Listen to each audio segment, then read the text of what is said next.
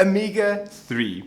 Hello everyone, I'm Jason van Heerden. I'm a registered dietitian from Pretoria Dietitian, and today we're going to have an in-depth video on omega-3.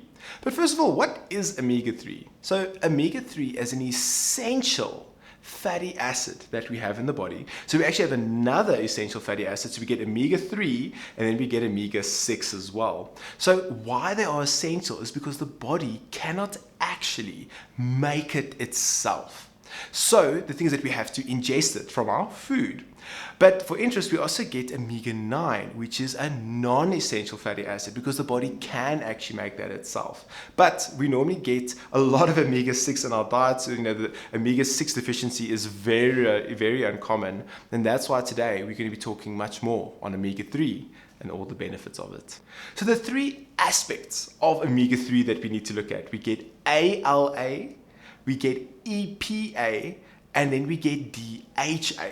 Now, each of them are very unique in what they do in the body, and they all have different benefits from everything from our brain health to our cognitive functioning, right, to our cardiovascular health, to our skin, to our joints, to our eyes. It literally affects almost every aspect of the body. But now the thing is that we've got those three subsections of it, but where do we then get it in our food? So the first category, ALA. So it is mostly found in our plant-based sources. So it's mostly going to be found in our flax seeds, in our chia seeds. It's also going to be in our walnuts. We do also find it in our broccoli and kale, but look, we need to eat quite a lot of it to get the amount that we need. But then we also get it in eggs. Even though eggs isn't plant-based, eggs do have a great source of ALA as well. But why is ALA so important? Because it's very good for reducing inflammation, very important for our brain health as well, and our heart or cardiovascular health. But the other aspect to know is that ALA does convert into DHA and EPA, but the conversion rate is quite low. So that's why it is a very important part for those aspects we mentioned, but we still need to be looking at the other two as well. Now, I'm actually going to be somewhat combining DHA and EPA because we mostly get it in our fatty fish. Okay. Now, why is EPA and DHA so important? So if you're looking at EPA, it is actually very important for, again, also anti-inflammatory properties, a little bit different than ALA though. And it's also very good for our mental health and also for our mood, interestingly enough, and is also linked to healthy blood pressure levels. So you can get great benefit from that as well. But now if you're looking at DHA, also related to the brain, but specifically, it's got quite a big impact on reducing the risk of cognitive decline and our risk for dementia. So even though both of them work on the brain, they work slightly differently in the brain. So that's why it's important to try and get EPA and DHA. Which fatty fish should we then be eating? Because a big concern about fish these days is because of the mercury.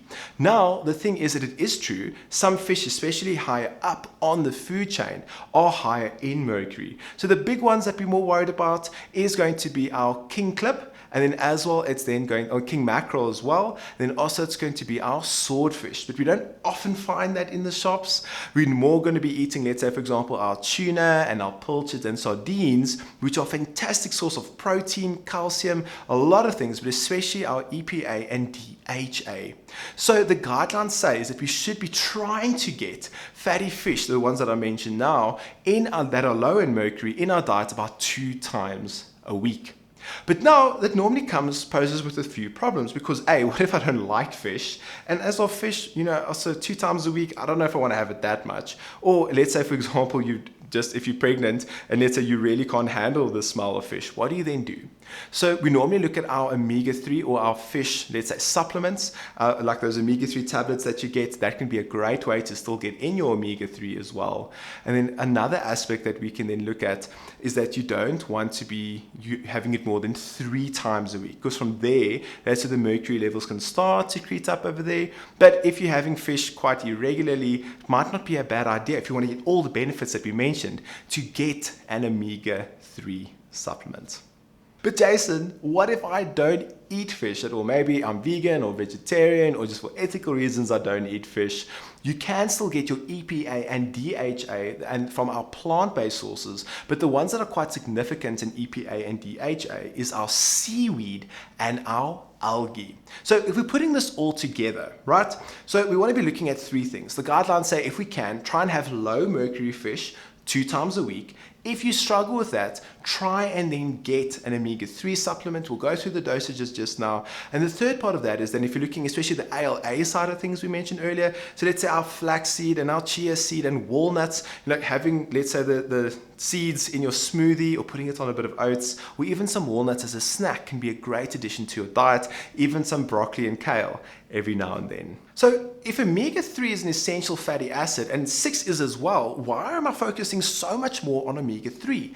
And that's because in our Western way of eating is that we normally get way too much omega-6.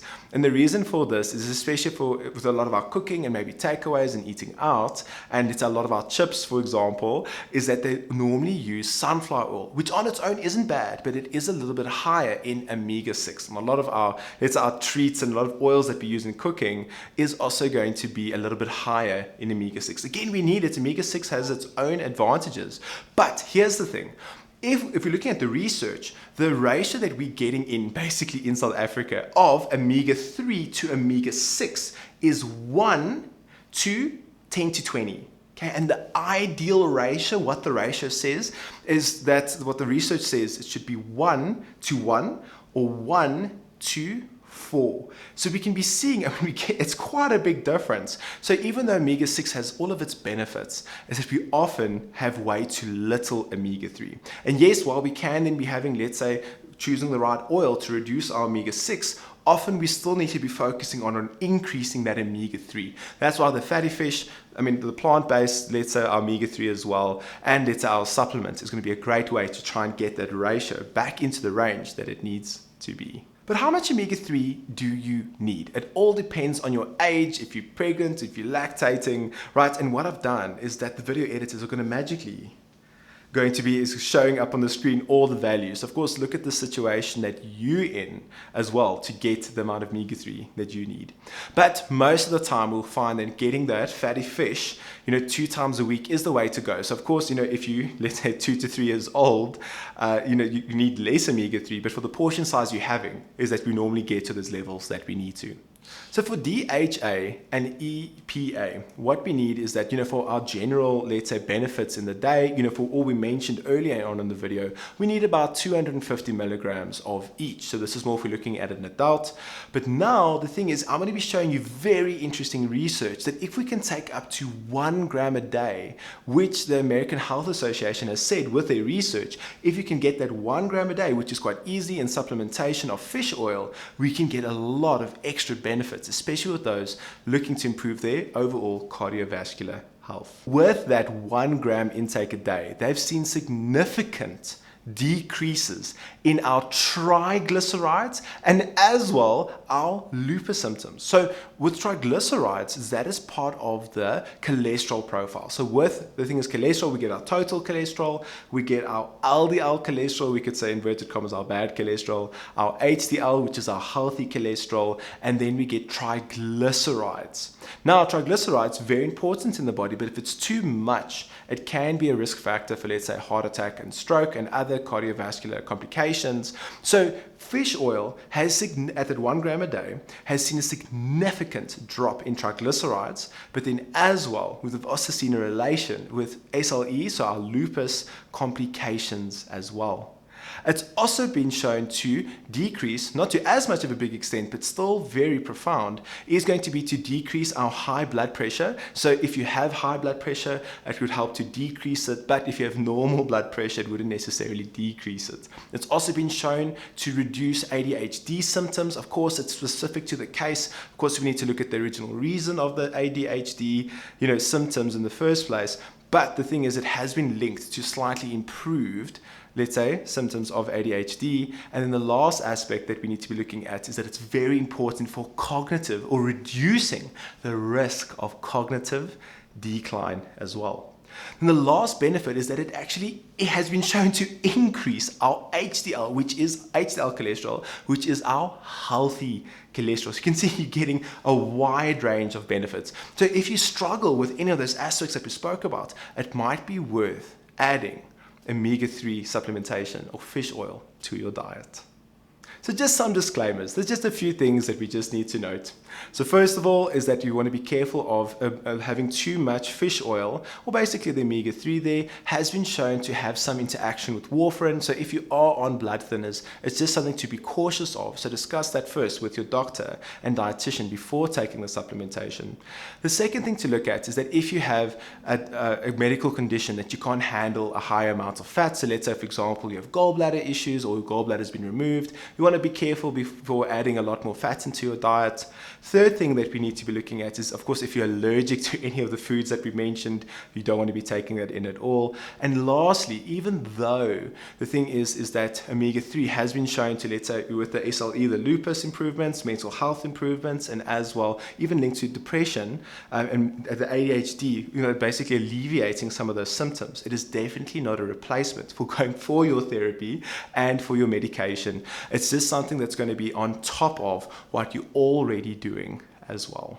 So that's omega-3. I hope you guys have learned something today. If you've learned something, I would love you to absolutely punch that like button. If you'd like to share this with a friend, that would be great. Even if you want to do a comment, just tell me what you enjoyed from the video. Maybe there's something else you'd like me to cover in a future video, and we will see you in the next one.